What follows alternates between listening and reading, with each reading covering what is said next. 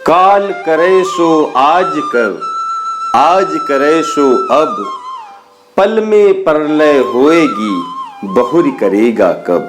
Hello दोस्तों, नमस्कार। स्वागत है आपका अपने YouTube चैनल अरविंद गुरुजी एजुकेशन में। कबीर दास जी की हर एक एक दोहा में एक एक ग्रंथ समाया हुआ है। हम उसको चाहे अपने व्यापारिक जीवन में प्रयोग करें, चाहे अपनी व्यक्तिगत जीवन में प्रयोग करें, अगर एक भी दोहा हमारे मन के किसी कोने को छू गया तो हमारा मन, हम क्रांति ला सकते हैं अपने जीवन में। एक बार कबीर दास जी को उस समय के तत्कालीन राजा सिकंदर लोदी के दरबार में ले जाया गया, क्योंकि बहुत सारे हिंदू, बहुत सारे मुस्लिम, सब लोगों ने शिकायत करी थी। क्योंकि कबीर दास जी किसी धर्म, जाति या प्रथा से बंधे हुए ही नहीं थे। वो तो सबका विरोध करते, हर कुप्रथा का विरोध करते थे। उनकी वाणी ही ऐसी थी कि सीधे जो अच्छा कर रहा है उसके लिए तो बहुत अच्छा, लेकिन जो जरा सा भी अपनी लीक से हटकर हुआ करता था वो उनको अपना विरोधी मान लेता था। लेकिन जब दरबार में ले जाया गया तो कबीर दास जी मुस्कुराने लगे, क्योंकि वहां हिंदू भी थे, मुस्लिम भी थे, सिख भी थे और कुछ ईसाई भी थे। तो जब कबीर दास जी हंसने लगे तो सुल्तान ने कहा कि तुम्हें दंडित करने के लिए यहां बुलाया गया है और तुम हंस रहे हो। तो कबीर दास जी ने कहा, मैं दंड पाने की वजह से कतई नहीं हंस रहा हूं, मैं तो ये सोचकर हंस रहा हूं कि जो राजाओं के राजा यानी ईश्वर के दरबार में एक नहीं हुए, वो मेरी वजह से आप जैसे राजा जो कुछ वर्षों के लिए राजा बने हैं उनके दरबार में एक हो गए। वाह प्रभु, तेरी लीला अपरंपार है। आखिर कबीर दास जी थे किसके? जब तक वो जिंदा रहे हिंदू उनके खिलाफ, मुस्लिम उनके खिलाफ, सिख उनके खिलाफ। लेकिन जब वो दुनिया से विदा हुए तो हिंदू कहने लगे वो हमारे थे, मुस्लिम कहने लगे वो हमारे थे और सिख उनको अपना मानते थे। अक्सर हिंदू कहा करते थे कि वो वैष्णव भक्त थे इसलिए वो हमारे हैं, मुस्लिम कहते थे वो हमारे पीर हैं क्योंकि वो उनके पक्ष में भी बहुत सी चीजें उन्होंने बताई, और सिखों ने तो उनको गुरु का दर्जा दिया और गुरु ग्रंथ साहिब में 500 से ज्यादा दोहे उनके शामिल किए गए। तो आखिर कबीर थे किसके?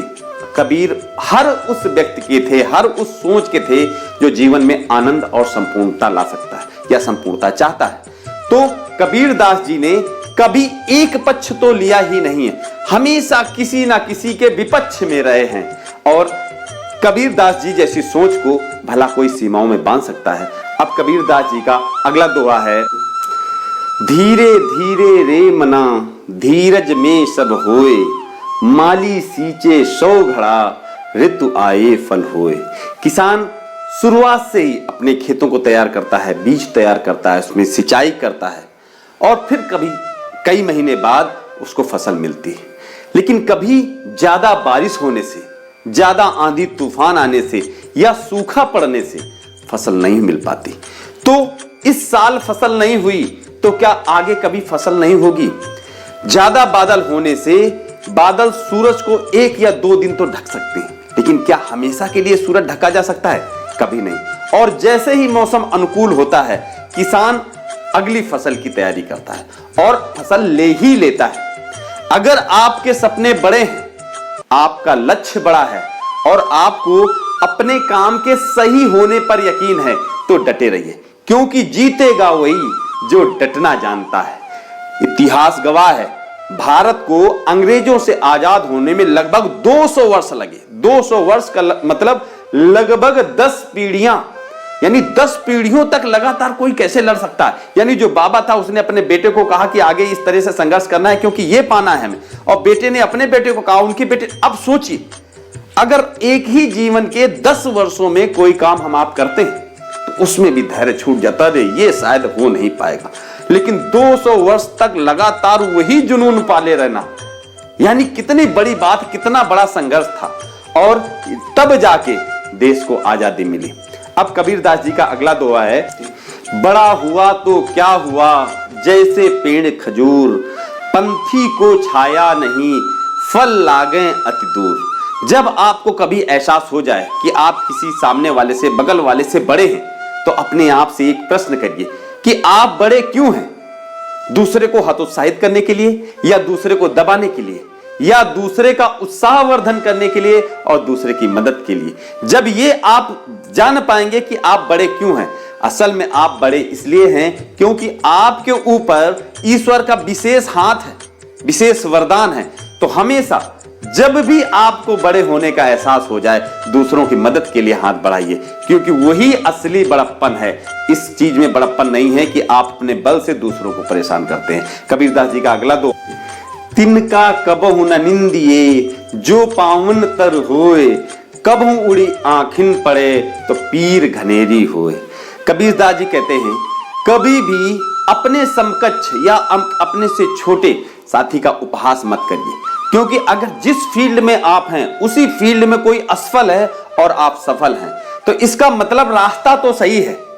जो आदमी आज असफल है वो कल सफल भी हो सकता है। अगर आज आपने उसका उपहास उड़ाया है तो कल जब वो सफल होगा, क्योंकि रास्ता सही है तभी आप सफल हुए हो, कल जब वो सफल होगा तो आपको बड़ा पछतावा होगा।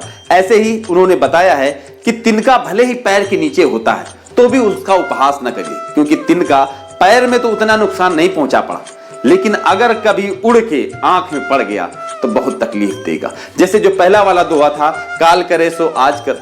चाहे आप खेती कर रहे हो, आप पढ़ाई कर रहे हो या कोई बड़ा व्यापार कर रहे हो, इसमें उन्होंने कहा है कि काल करे सो आज कर, यानी कल पर जो काम जा सकता है उसको कोशिश करो कि आज हो जाए, और आज जो काम किया जा सकता है उसको कोशिश करिए कि अब हो जाए, अभी हो जाए। लेकिन ज्यादातर लोग ऐसा नहीं कर पाते। उन्होंने पढ़ा बहुत है लेकिन समझा नहीं। अगर इसको समझ लिया तो कभी काम जैसे बोझ, जो लोग काम, जिनके लिए काम बोझ बन जाता है, वो बोझ तो कभी बन ही नहीं सकता। अगर आपको कबीरदास जी के दोहे अच्छे लगते हैं तो अपने दोस्तों के साथ शेयर करिए। नमस्कार।